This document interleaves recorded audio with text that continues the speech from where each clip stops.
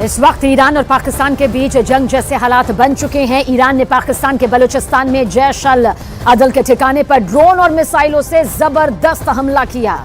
Iran के हमले के बाद से पाकिस्तान ने ऐलान कर दिया कि उसने ईरान से अपना राजदूत वापस बुलाने का फैसला कर लिया। पाकिस्तान ने ईरानी सरकार को साफ शब्दों में कह दिया कि वो अपने राजदूत को पाकिस्तान वापस ना भेजें। पाकिस्तानी सरकार चेतावनी देते हुए ये कह चुकी है कि हम ईरान के हमलों का मुंहतोड़ जवाब देंगे। कुछ खबरों में दरअसल दावा किया गया कि ईरान के हमले के 100 से ज्यादा पाकिस्तानी आतंकी और उनके परिवार के लोग यहां पर दर्ज जल चुके हैं, मारे जा चुके हैं। परमाणु बॉम्ब की धौंस दिखाने वाला पाकिस्तान इस वक्त ईरान से बदला लेने के लिए तड़प रहा है, बेचैन है। लेकिन मुश्किल यह है कि ईरान की मिसाइल और ड्रोन हमलों ने पाकिस्तानी सेना में खौफ पैदा कर दिया है।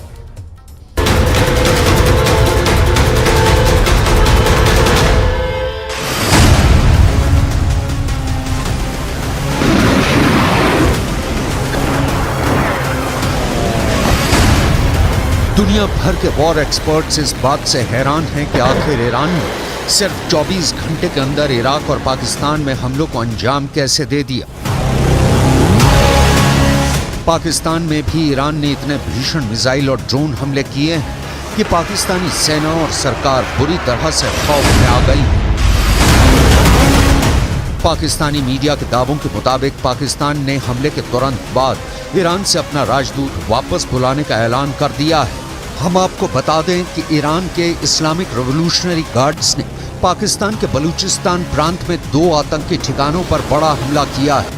इस हमले से पूरे इलाके में कोहराम मच गया है। पाकिस्तानी सेना के चीफ जनरल सैयद आसिम मुनीर जहां इस हमले का जवाब नहीं दे पा रहे हैं, तो वहीं दूसरी तरफ पाकिस्तान के पीएम अनवर उल हक काकर ईरानी हमले से सख्ते में आ चुके हैं। Comment en Pakistan, sir? بر اساس ماده 51 که منشور استنادی که میکنیم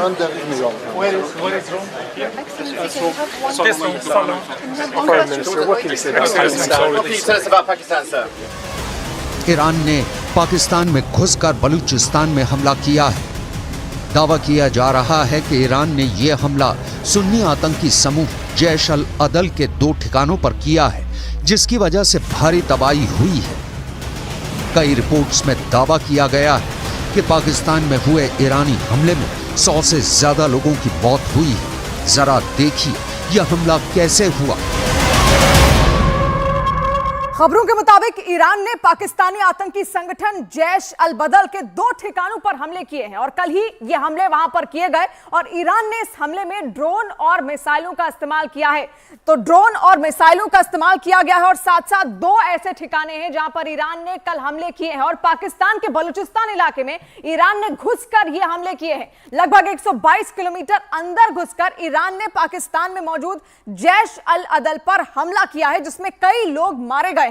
और ईरान की मीडिया के मुताबिक सीरिया में मिसाइल हमलों के बाद यह अटैक किया गया है।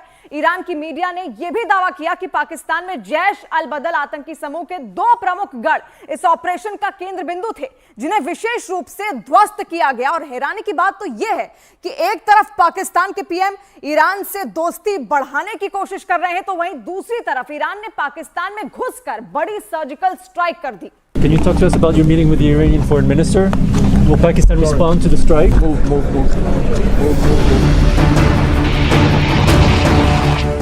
पाकिस्तान पर ईरान के एयर स्ट्राइक के बीच एक बड़ी खबर आई है। ईरान के हमले से ठीक पहले पाकिस्तान के केयर टेकर प्रधानमंत्री अनवर उल हक काकर की मुलाकात ईरान के विदेश मंत्री हुसैन अमीर अब्दुल्लाहियन से हुई थी।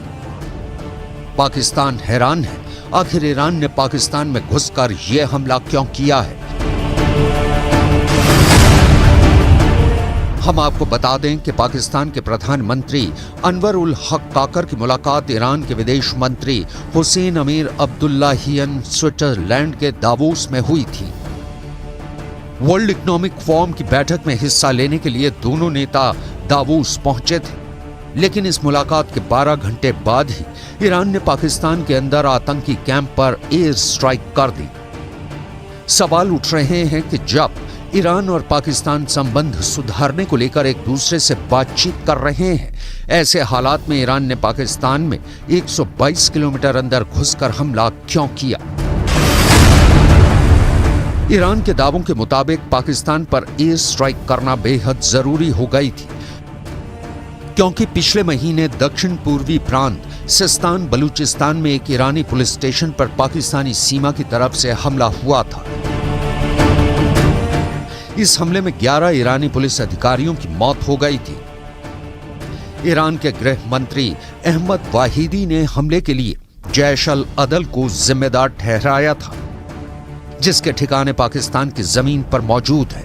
ईरान ने बार बार चेतावनी दी है कि जैश अल अदल आतंकवादी समूह उसके सुरक्षा बलों पर हमला करने के लिए पाकिस्तान की जमीन का इस्तेमाल कर रहा है और बलूचिस्तान के सीमावर्ती शहर पंजगुर में इसके ठिकाने हैं। लेकिन पाकिस्तानी सेना और सरकार ने ध्यान नहीं दिया और ईरान ने आखिर में पाकिस्तान में घुसकर आतंकी कैंपों पर हमला कर दिया।